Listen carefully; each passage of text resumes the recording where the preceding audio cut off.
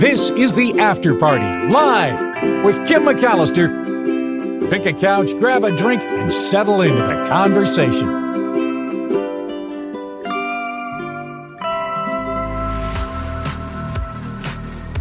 Yeah, that's right. Pick a couch and settle in. Are you guys comfy? Are you ready to go? Mark Thompson meeting went a little long, but I think we're okay. I think we've settled on really focusing on politics at the very beginning of the show. Not that we weren't already, but that's kind of what we're thinking of sticking with at this point. The Mark Thompson Show has surpassed 40,000 subscribers. Here on the After Party Live, the current number is 2,223. Every day we get another one, and every day I'm delighted that there's someone else that has subscribed. So please subscribe if you haven't already. Please click the like button. Couple people to thank right off the bat. This is a crowd-funded show.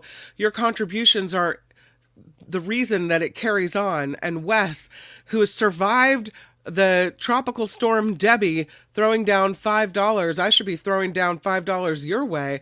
I'm glad that everything's okay at your house, and thank you for that contribution, Wes, as always. Jim coming in with a $5 super sticker as well. Much appreciated. Again, the show would not happen without these kinds of contributions, so a huge, huge thank you. Let's go to the chat. Let's take a look at what you guys are up to. Shout out to everyone, says Jim. Pumpkin spice should be outlawed, or at the very least, sold between only Halloween and Thanksgiving. On this, we agree. I don't know about outlawed, but I think there's a time and a place for it, and it's definitely not in August. We'll talk a little bit more about that coming up. Yeah. Let's jump into these stories because we don't have a lot of time left in the hour.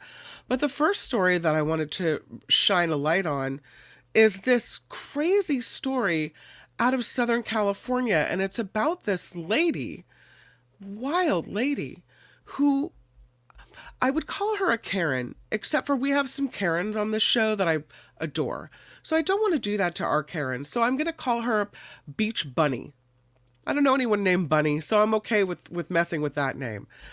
Beach Bunny lives right on the beach. You would think someone that has a house right on the ocean, where you walk off your back deck, you put your feet in the sand, and then the ocean waves are lapping at the shore just feet away from where you're living, right?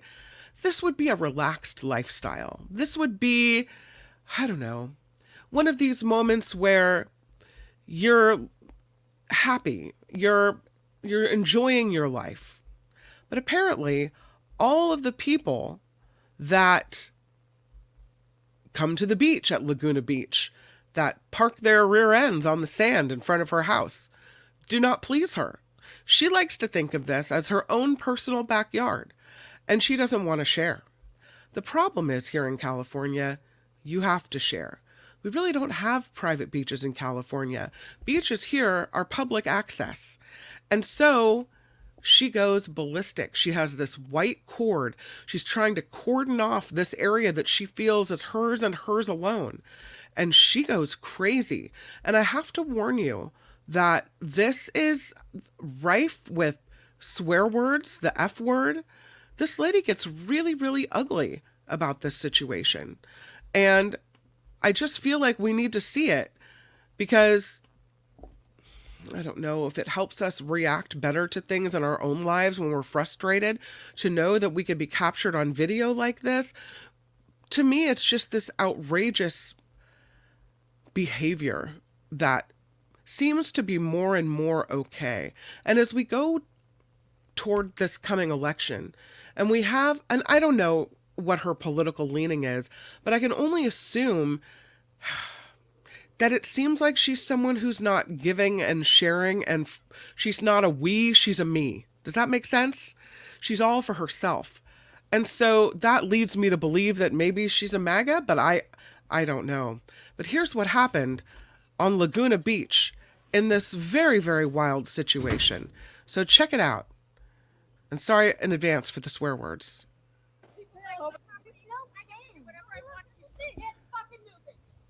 I'm not joking around. That's not a thing. It's. I don't know if you can hear it. Whoa! Get out of here! Now! As you're coming, will you? There's children here. There's little children. Yeah, that's what happens when you're angry for no reason. Bet I'm angry. This is not an Instagram moment place. You're in She's my property. yelling the Get F moving word.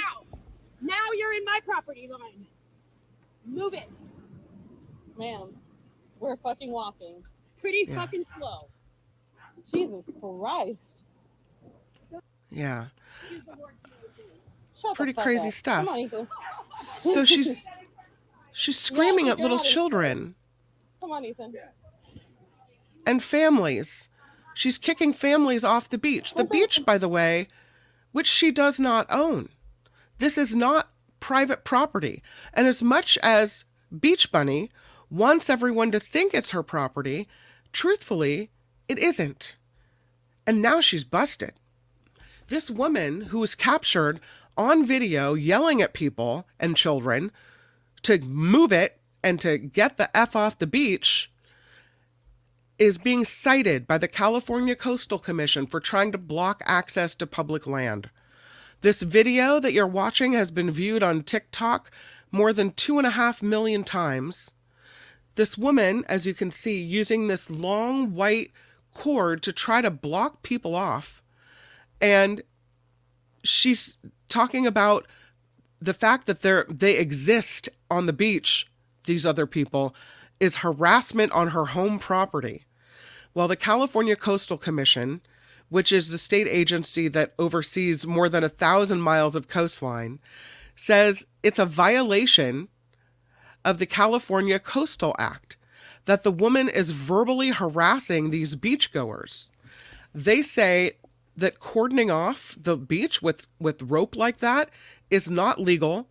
They've given her a certain amount of time to remove that, the rope and the little spikes, the sticks you see that she's using to attach the rope to.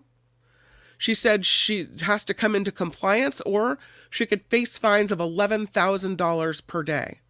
So listen, if you're going to live on the beach, you're going to have to deal with people going to the beach. If you don't like them, then don't live at the beach. Go to a place where you do have a private yard. Go to a place where you have your own backyard and front yard. That is your property. But the sand and the ocean is not your property. This lady is wild. I know we usually keep it a little nicer here on the After Party Live, but I saw that. Could not believe this lady. Wild. I mean, I'm just so... The way people will treat others. And children. I'm not joking around. It's It's incredible. not harassment on the beach, it's harassment in my home property. Whoa. Yeah, not your home property. So there you go. There's Beach Bunny, and she's been told $11,000 a day fine, get your ropes off, and you can't do that. No. Mm-mm. There's another story that I wanted to show you as well, and this one, it's like Mission Impossible. This man was being chased through Sacramento. Don't know if you've seen this story. Pretty wild. He goes and on this chase with police behind him. You can see him there by himself, and there's officers up on the rooftop. But they took helicopter footage, and you can see this man leaping from rooftop to rooftop. This happened in Natomas in the Sacramento area. Police were chasing this man, and they say he took to rooftops and started leaping from house to house in this residential neighborhood.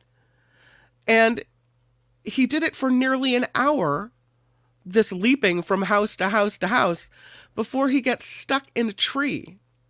It's crazy. And I have video, this wild video. Amazing. Let me see if I can't show it to you. Yeah, check this out. This man,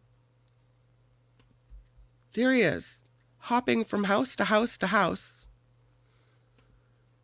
I mean, I don't know if you're on something, you can see him there. If you have to be on something to pull this kind of stuff off, or what? Here he is. Oops. I'm sorry. I made it big and then all of a sudden it was bad. Look at him go. He's taking some pretty crazy chances in the way that he jumps off these rooftops. Look at him. I mean, there's a pretty big gap between these homes. It's wild. Here he goes. I mean, you've got to be in shape, I'll tell you. It takes a lot to run from the law. And finally he gets stuck in a tree and he is arrested. Pretty wild, though. More than an hour this happened. Yeah, busted. You can only run for so long, and that's the way it goes. Shall we talk about the pumpkin spice latte? Well, it's not a latte. In this particular case, what we have is the pumpkin spice Slurpee, and it's already showing up at 7-Elevens. It's only, August 5th? Come on. I mean, could you wait a little bit longer? Yeah. It's in 2 7-Elevens in the Los Angeles area, one in Westlake, the other in El Sereno. The pumpkin spice Slurpee is available while supplies last. These 2 stores are among 5 locations across the country where the brand new pumpkin spice Slurpee can be found. It's an exclusive fall beverage unlike any fall flavor fans have tasted before, according to 7-Eleven, with the pumpkin and the cinnamon spice swirled together in the icy drink. It's part of 7-Eleven's early start on the fall season, I'll say, which includes other pumpkin spice offerings currently available nationwide as well. Cinnamon, nutmeg, clove-infused drinks can be found at stores across the country. So, here we go. I mean, is it almost worse than, that they start putting up the Christmas decorations in stores right now as well? Well, here we go with the pumpkin spice. I think you have to wait until at least, I want to say the end of September, maybe? The kind of October, maybe October 1st would be good. No, they want to sell these things and they want you to go buy them now, even though it's summer. So, here we go again. Here's a story about a shark fossil. This shark fossil is so interesting. It's the Ticotus great white. It's an ancient shark that swam in the age of dinosaurs. And the fossil seems to be solving this centuries-long mystery. During the Cretaceous period, there was this genus of sharks that roamed the sea, and they had these rows of really unusual teeth. They were large, they were rounded, and they weren't meant to slice through prey, but to grind and crush shellfish or shelled creatures. The shark's presence in the fossil record has mostly consisted of isolated teeth, and so scientists had been speculating about what the rest of this ancient predator looked like since it was discovered in the 18th century. Well, now they've got these remains, this fossil, from limestone quarries in northeastern Mexico, and researchers are finally getting this picture about what the shark was about, what it ate, how it functioned, what the teeth are for. The fossil shows almost all skeletal elements and an outline of the specimen's soft tissue body as well. The find reveals where the genus known as Tychodus, Ptychodus, Tychodus, sat on the shark evolutionary tree. Other previously known traits, the finding of the skeletal remains in Mexico, according to a study published in the journal Proceedings of the Royal Society B, Biological Sciences, says this finding not only allows us to unite these teeth that we've been searching for a long time for a skeleton, but also allow us as scientists to revise our previous hypotheses regarding its biology and relationships and see what we got right and what we got wrong. It's interesting. The study provides insight into the evolutionary history of sharks found in our oceans today. So this shark lived between 180 million years ago during the late Cretaceous period. The fossil dates back to between 93.9 to 91.85 million years ago. Because the shark skeletons are made of cartilage, they don't fossilize well all the time.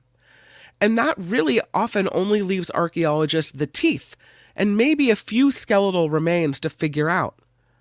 But this one, it's called Nuevo Leon fossils, ended up in mostly stagnant conditions that would have allowed for an oxygen-deficient zone, resulting in the preservation of soft skeletons. So they looked at 6 fossils found at this site, including this complete specimen. 2 of them were incomplete. They had a couple complete ones. And they determined that Tychidus belonged to the order of sharks, known as lamniforms or mackerel sharks, the same group that had the extinct megalodon. And the modern white shark belongs to this group as well. They think that, and also in this group, the modern species of megamouth, sand, goblin, and basking sharks. So interesting the connections that they're making. The outline of the body revealing the shark's shape and fin provides evidence that the prehistoric fish was not just a bottom dweller, as previously believed, but a fast-swimming predator that might have hunted and eaten sea turtles and large ammonites with hard shells, instead of only eating mollusks found on the ocean floor. They still aren't sure exactly of the diet. But the researchers suggest this revised hypothesis about what it ate could hint at this animal's extinction, since it put the shark in competition with other marine predators with similar diets. So I thought that was a little interesting. Let's talk about bees and flowers. And it turns out air pollution is having an effect on bees. Air pollution is making it harder for bees to smell flowers. The contaminants can alter plant odors and warp the insect senses, which disrupts the process of pollination. Not good at all. The researchers in the UK were looking at this field in southern England, and they were watching these bees buzz around black mustard plants. And each time a bee, a hoverfly, a moth, a butterfly, other kind of insect tried to get at the pollen or the nectar in these small yellow flowers, they'd make a note of it.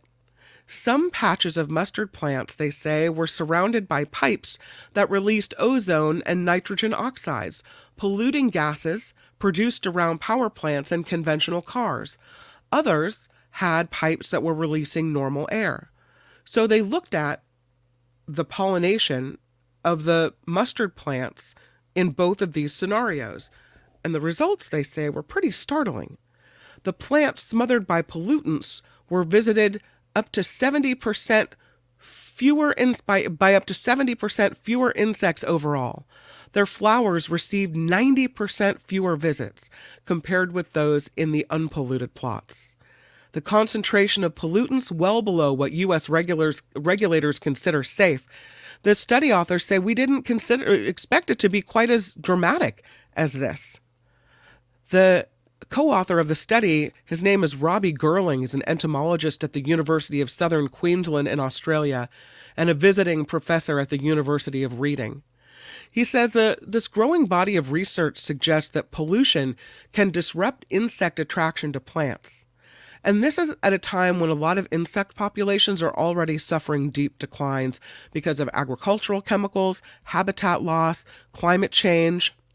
About 75% of wild-flowering plants and about 35% of food crops rely on animals to move pollen around so that plants can fertilize one another and form seeds. Even the black mustard plants used in the experiment, which can self-fertilize, exhibited a 14% to 31% drop in successful pollination.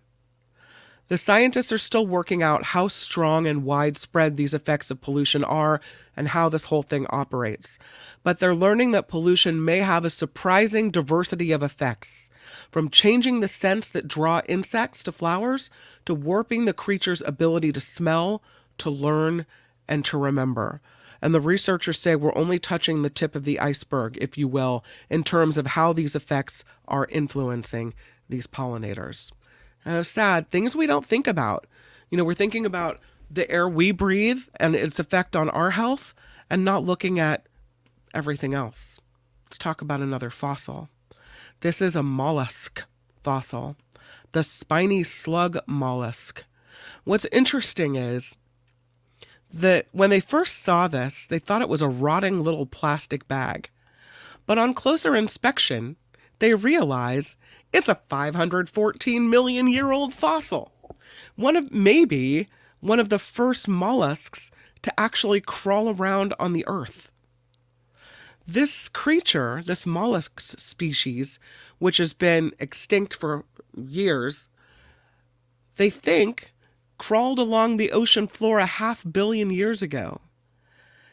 The mollusks were flat, armored, slug-like creatures that didn't have the signature shells that we see on today's snails and bivalves.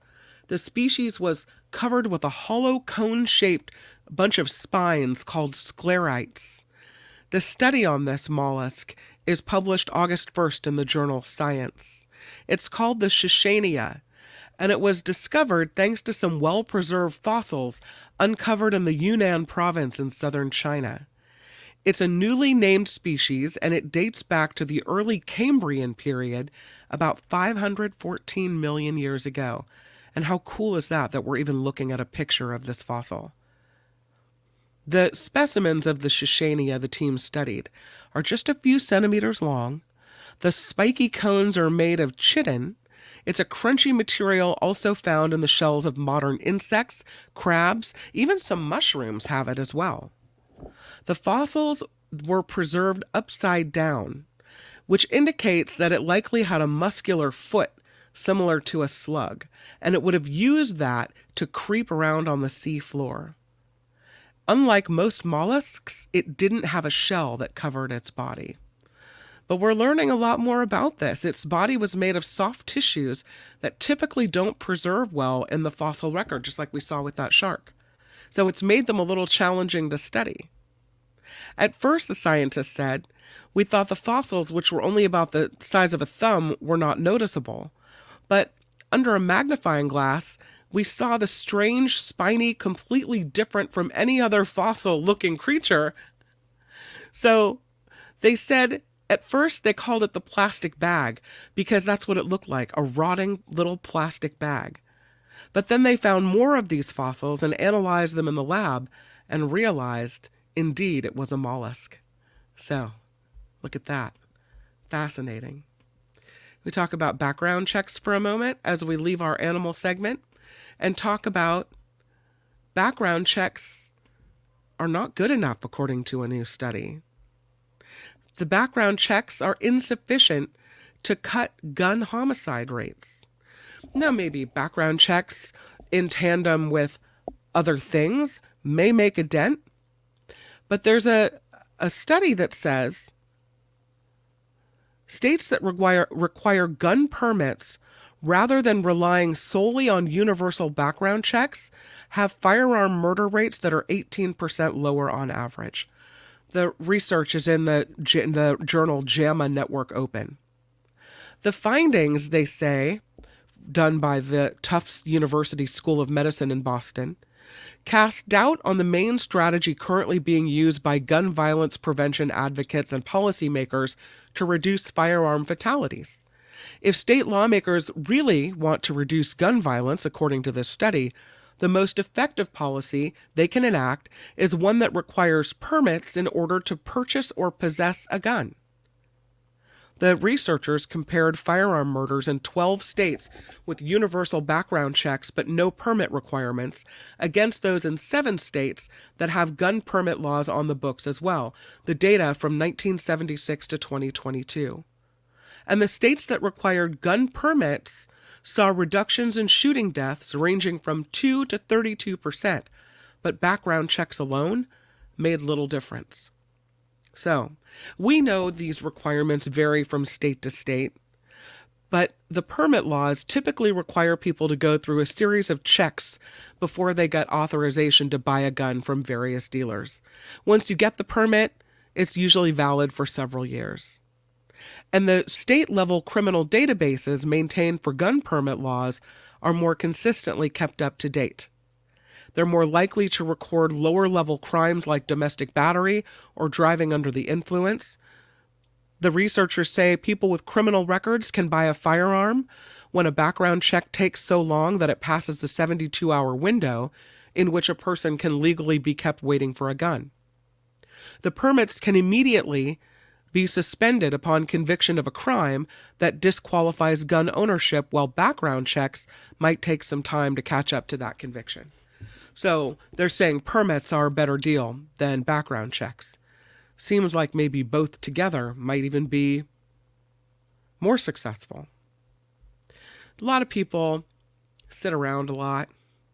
You know, nice to kind of take the load off, watch TV a little bit, read a book, hang out.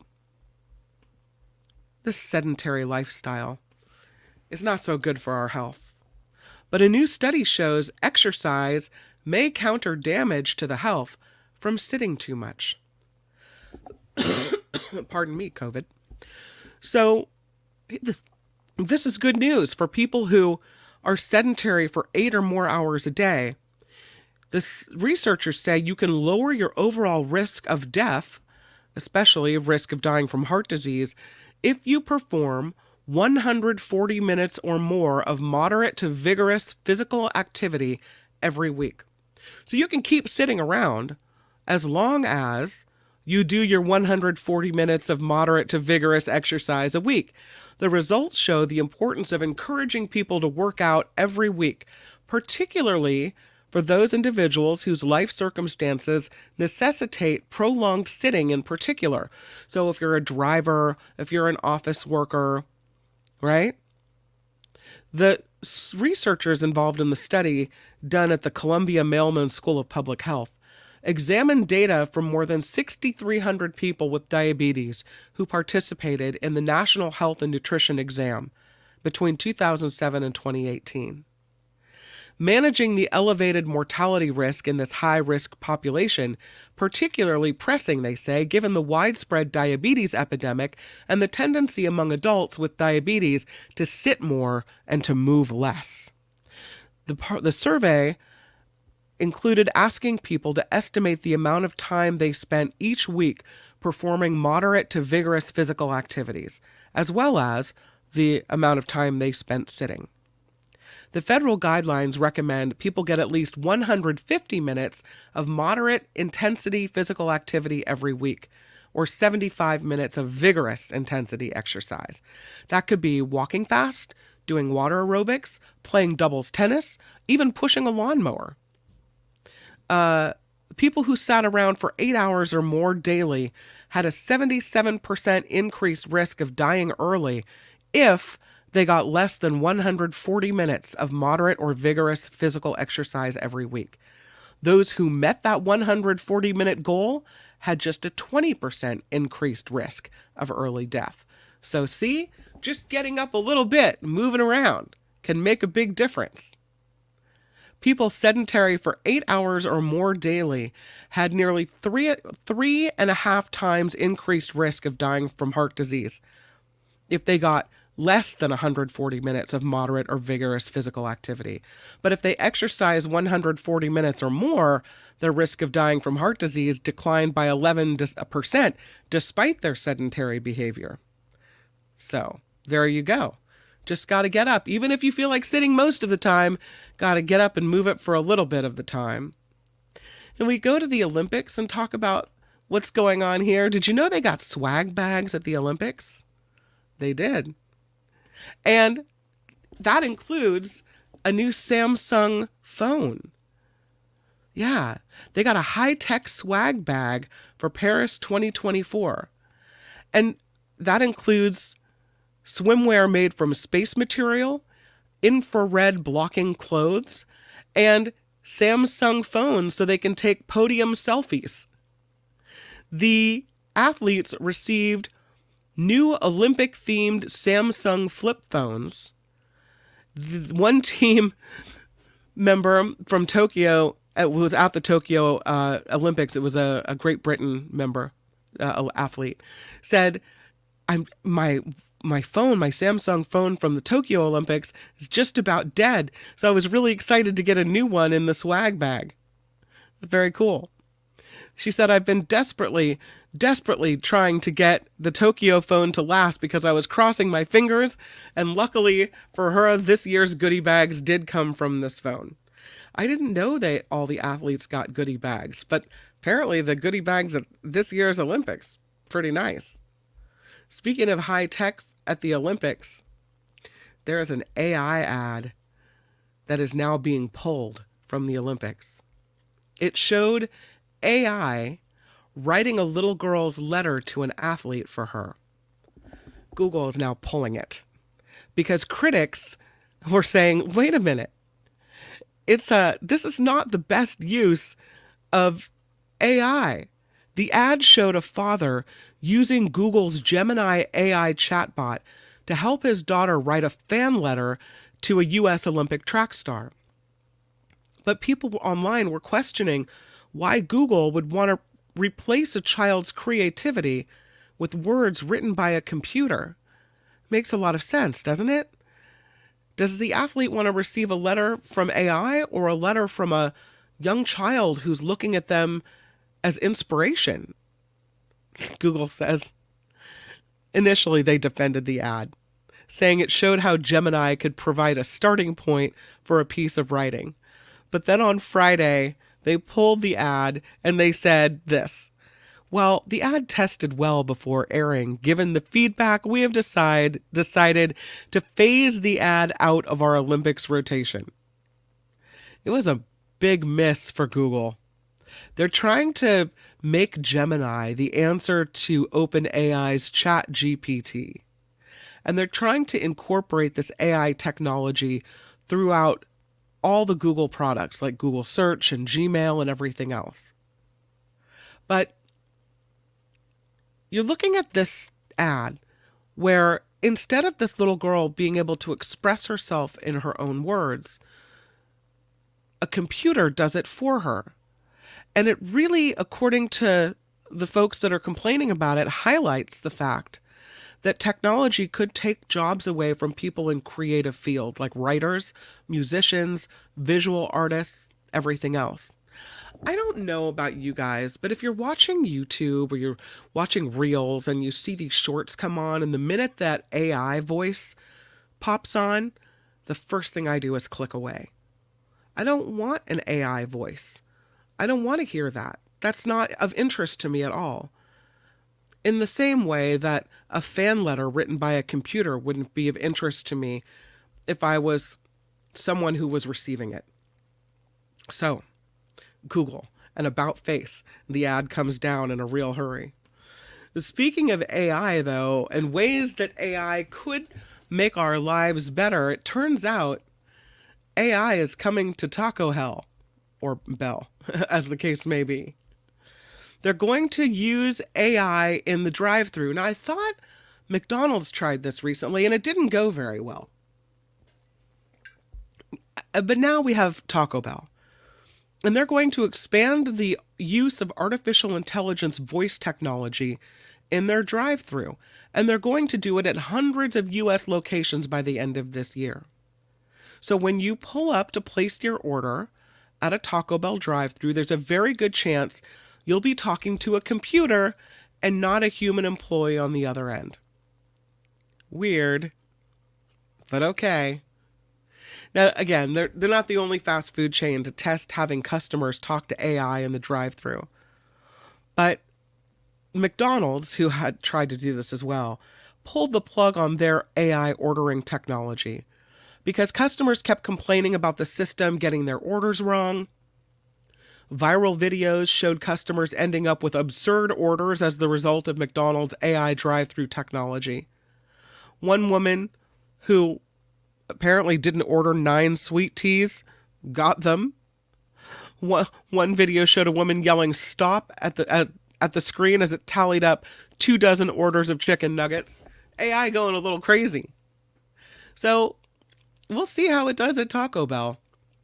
They say they're confident that this technology they're going to use, which is already up and running at 100 Taco Bells in 13 states, won't have similar issues to McDonald's.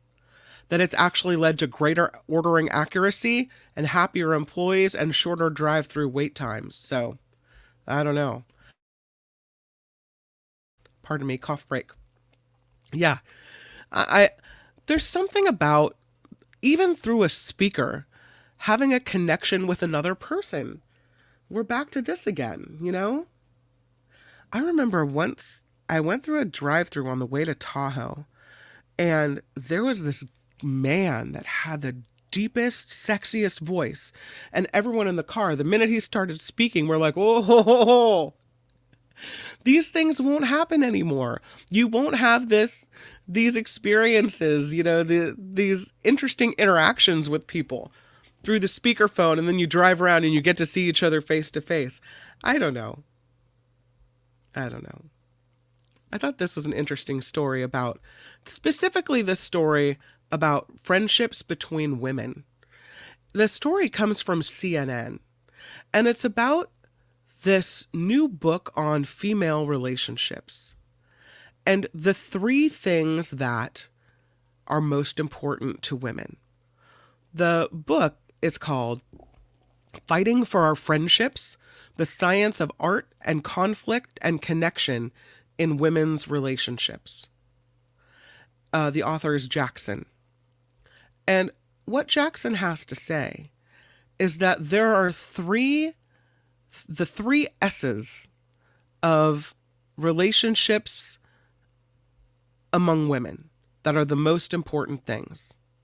And those are support, solidarity, and secrets.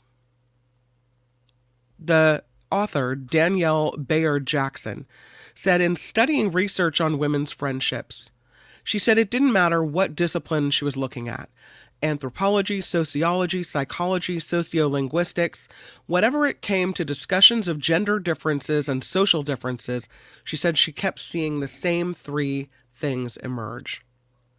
The first thing that women look for in friendships: emotional support. Support is providing emotional help and acts of solidarity. That can be subjective, and we don't often say that we need that. We just expect it to be there. Like your friend should just really know exactly what you need. The second one, so the first one is support. The second one is symmetry. And it involves feelings of being equal, having things being reciprocated in a friendship. The author said one of the top 3 complaints she heard from women about their friendships is that they feel that one friend feels they're initiating more or giving more than their friend is.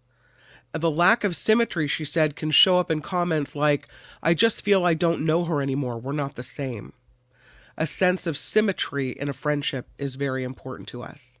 And the last S is secrecy. It doesn't mean literal secrets. It refers to the feeling that you're in this exclusive, engaging relationship together. It's the glue of women's friendships. I share, you share. We share together. And those 3 concepts tend to bond us. And when one friend perceives an absence of one of those 3 things or an imbalance of it, that's the beginning of issues women have with their friendships. Yeah. Interesting. The article is found on CNN if you want to read more about it. It's called Fragile and Complex: Female Friendships Hinge on the 3 S's. So there you go. How about this? This is a sustainable new material made from the shells of lobsters. Yeah. It's another one of these. We've talked about materials made from bananas peels. And now we have this. It's from Mexican design studio Manufactura and New York studio Biomatters. They're creating 3D printed objects using a composite consisting mainly of shells from industrial lobstering byproducts in Maine. Sorry, cough break.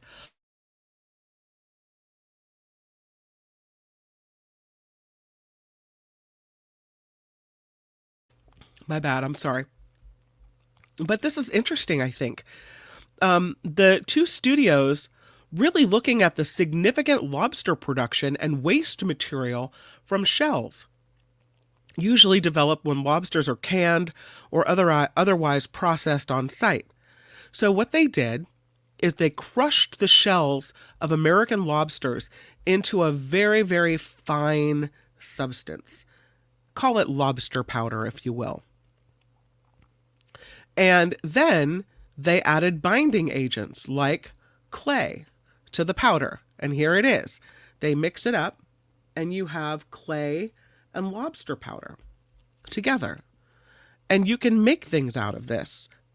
So when it's combined, the powder and the clay, then you can run it through a 3D printer. This species, like other arthropods, is protected by an exoskeleton composed of chitin, which we talked about before today, a carbohydrate also found in fungal cell walls. The use of local ceramics, like porcelain, improves the material's potential strength and makes it suitable for firing, while chitin adds the beneficial properties like increased durability, biodegradability, and antibacterial characteristics as well. The strength of this composite is still under experimentation. They're still working on it, but the lobster shells, typically considered just to be waste, could be turned into valuable materials. Here's lobster shell cubes. Look at that. What you can make out of things that you thought were with trash. Could be another sustainable material for us. Oh, that was kind of interesting. You guys feel like you need a little massage, maybe? I don't know. Feeling a little, back a little tense. Time to get a little relaxed. How about this? Massage robots to the rescue. Wait a minute. Do we want robots touching us like that? I don't know. What if the robots press a little too hard and won't stop? I'm concerned. This from a San Francisco design studio, Whipsaw. They've created a robot with padded hands, programmed using artificial intelligence to give massages. AEscape, AEscape, is an automated machine programmed to give deep tissue massage. It consists of this pair of metallic arms fixed to a vegan leather-bound massage table. Well, at least they're being, nice about it. There's this person getting this massage. Huh. Okay. I mean, I'll sit in a massage chair. I have in the past, and that feels nice, right? Sometimes you're at the nail salon, they have a massage chair that you sit in while they're painting your nails. I mean, okay. But I don't know if I'm laying down and letting the AI go at me. What do you think? Are you into it? The AI hands are covered in silicone pads that simulate the contours of a human hand in order to deliver this customized massage experience to users. The founder of AEscape created this early prototype before commissioning Whipsaw to build the final product, including the arms, the massage table, and the series of sensors suspended over the machine. And you really get to pick what you want here. Here's how it looks. So you can program on this little screen exactly what you want Whipsaw, or whatever it's called, to do to you. They say it has to look friendly, it has to look approachable, especially considering the robotic arms can be intimidating to some, and it also had to fit all types of user sizes, shapes, and ages. So they utilized this suspended sensor to perform 3D scans of someone's body before the massage is even performed. Pardon me, they're scanning you. The sensors are placed inside of light rings in order to alleviate any anxiety by the user that may come from being observed. The images are then fed into the machine, processed with user data inputted through this touchscreen display you see here, and then placed underneath the recess where the user's head rests during the massage. drawing from a data set that includes a variety of massage techniques processed through a program running on artificial intelligence, which also takes data from each massage to continually improve its processes. And here's what they say. Every single stroke that the robot is commanded to make has been informed by a licensed professional massage therapist, many prototype experiments, and years of robotic research. Ascape employs a formidable amount of AI and machine learning, so it's constantly improving and building its database, which informs its programming. You comfortable with that? They scan your body. They know exactly where you need to have a little extra love, I guess. I don't know. They say it's more efficient and sustainable than big groups of massage therapists that need a lot of health care due to the workplace injury. So here we go, taking jobs away from people again. The machine was designed, though, not to replace masseuses, but to account for a lack of supply in the massage industry. I'm going to the chat. What do you think? Are you interested? I don't know.